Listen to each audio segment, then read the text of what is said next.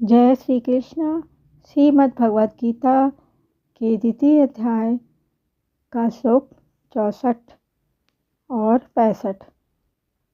इन श्लोकों में भगवान स्थित प्रज्ञ कैसे चलता है, इस अर्जुन के चौथे प्रश्न का उत्तर देते हैं। श्लोक 64। राग द्वेष युक्तेस्तु विषयान्द्रियैश्चरन् आत्मवशेर विधिर्येतात्मा प्रसाद मदि गच्छति। अब श्लोक 65।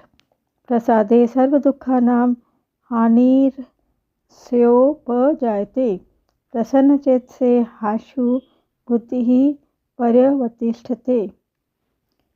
परंतु वशीभूत अंतःकरण वाला कर्मयोगी साधक रागद्वेष से रहित अपने वश में की हुई इंद्रियों के द्वारा विषयों का सेवन करता हुआ अंतःकरण की निर्मलता को प्राप्त हो जाता है।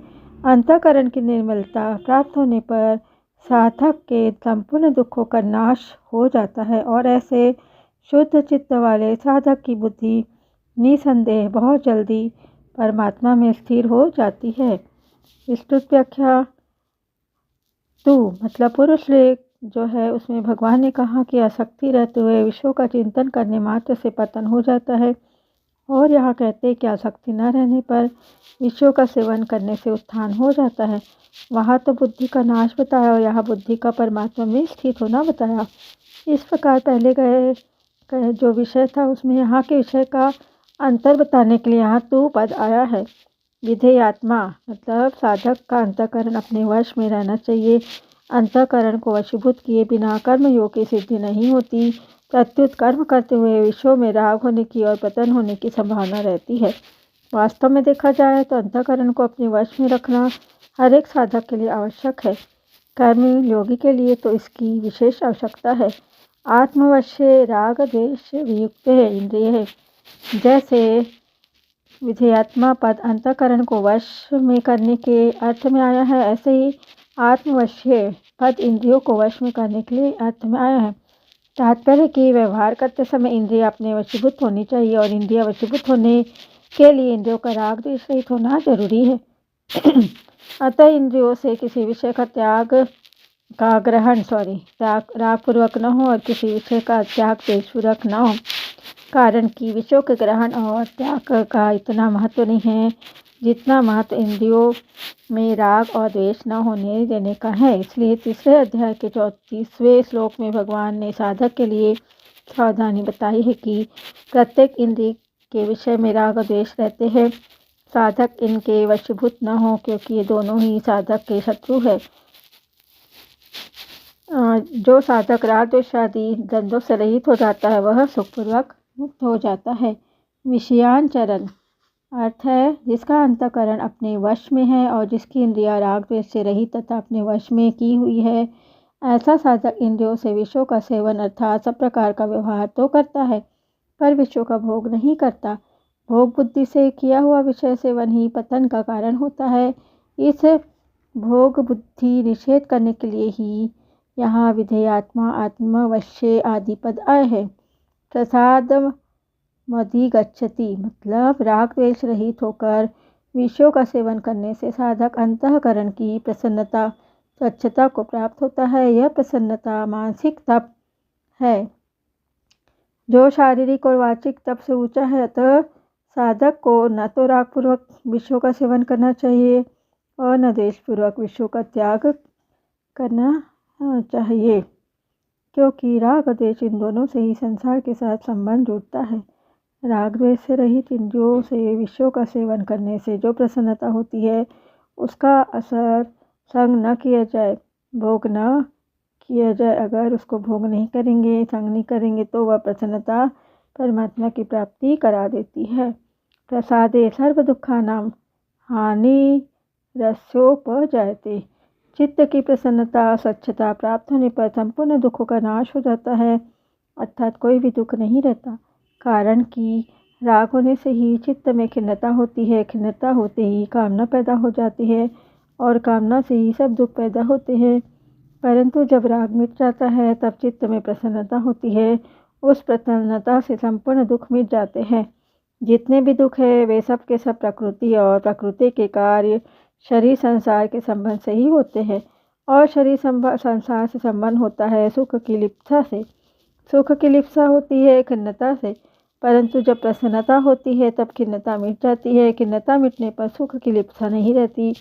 सुख की लिप्सा न रहने से शरीर संसार के साथ संबंध नहीं रखता रहता और संबंध न रहने से संपूर्ण दुख का अभाव हो जाता है। सर्व दुखा नाम हानि ही। तात्पर्य है कि प्रसन्नता से दो बातें होती है, संसार से संबंध विच्छेद और परमात्मा में बुद्धि की स्थिरता। यही बात भगवान ने पहले 53वें श्लोक में निश्चला और अचला दोनों पदों से कही है कि उसकी बुद्धि संसार में निश्चल और परमात्मा में अचल हो जाती है। यहाँ सर्व दुखा नाम हानि का तात्पर्य यह नहीं है कि उसके सामने दुखदायी परिस्थिति आएगी ही नहीं, प्रत्युत इसका तात्पर्य है कि कर्मों के अनुसार उसके सामने दुखदायी घटना परिस्थिति आ सकती है, परंतु उसके अंतःकरण में दुख संताप हलचल आदि विकृति नहीं हो सकती। प्रसन्न चेतसो हाशु बुद्धि ही पर्यवतिष्ठते। प्रसन्न मतलब सच्चे चित्त वाले की बुद्धि बहुत जल्दी परमात्मा में स्थिर हो जाती है, अर्थात साधक स्वयं परमात्मा में स्थिर हो जाता है। उसकी बुद्धि में किंचित मात्र भी संदेह नहीं रहता। यहाँ मानविक बात है, भगवत विषय प्रसन्नता हो अथवा व्याकुलता हो, इन दोनों में से कोई भी एक भी अगर अधिक बढ़ जाती है तो वह शीघ्र ही परमात्मा की प्राप्ति करा देती है। जैसे भगवान के पास जाती हुई गोपियों को माता पिता भाई पति आदि ने रोक दिया, मकान में बंद कर दिया, तो उन गोपियों में भगवान से मिलने की जो व्याकुलता है उससे उनके रजोगुण तमोगुण नष्ट हो गए और भगवान का चिंतन करने से जो प्रसन्नता हुई उससे उनका सत्वगुण नष्ट हो गया। इस प्रकार गुण संग से रहित होकर वे शरीर को वही छोड़कर सबसे पहले भगवान से जा मिली। परंतु सांसारिक विषयों को लेकर जो प्रसन्नता और खिन्नता होती, उन दोनों में ही भोगों के संस्कार दूर होते हैं, अर्थात संसार का बंधन दूर होता है। इसके उदाहरण संसार मात्र के सामान्य प्राणी हैं जो प्रसन्नता और खिन्नता को लेकर संसार में फंसे हुए हैं। प्रसन्नता और व्याकुलता में अंतःकरण द्रवित हो जाता है। जैसे द्रवित मोह में रंग डालने से मोह में वह रंग स्थायी हो जाता है, ऐसे ही अंतःकरण द्रवित होने से उसमें भगवत संबंधी अथवा सांसारिक जो भी भाव आते हैं वे स्थायी हो जाते हैं। स्थायी होने पर वे भाव उत्थान अथवा पतन करने वाले हो जाते हैं। अतः साधक के लिए उचित है कि संसार की प्रिय से प्रिय वस्तु मिलने पर भी प्रसन्न न हो और अप्रिय से अप्रिय वस्तु मिलने पर भी उद्विग्न न हो। इस श्लोक का परिशिष्ट भाव है, एक विभाग भोग का है और एक विभाग योग का है। राग द्वेष से युक्त भोगी मनुष्य अगर विषयों का चिंतन भी करे तो उसका पतन हो जाता है, और राग द्वेष से रहित योगी मनुष्य अगर विषयों का सेवन भी करे तो उसका पतन नहीं होता, प्रत्युत वह परमात्मा तत्व को प्राप्त हो जाता है। राग द्वेष से रहित मनुष्य भोग बुद्धि से विषयों का सेवन नहीं करता, अर्थात भोगजन्य सुख नहीं लेता, क्योंकि वह उसका ध्येय नहीं है। वह भोगों को रागपूर्वक न भोग कर त्यागपूर्वक भोगता है, उससे उसका अंतःकरण निर्मल हो जाता है। त्यागपूर्वक भोग वास्तव में भोग है ही नहीं, लोगों की दृष्टि में उसके द्वारा भोग का आचरण दिखता है, इसलिए यहाँ विषयाचरण पद आए हैं। राग द्वेष से रहित होने पर प्रसाद की प्राप्ति होती है। हरदम प्रसन्नता रहे, कभी खिन्नता न आए, निरस्ता न आए, यह प्रसाद है। इस प्रसाद की प्राप्ति में भी संतोष न करे, इसका उपभोग न करे तो बहुत जल्दी प्राप्ति हो जाती है। जय श्री कृष्ण।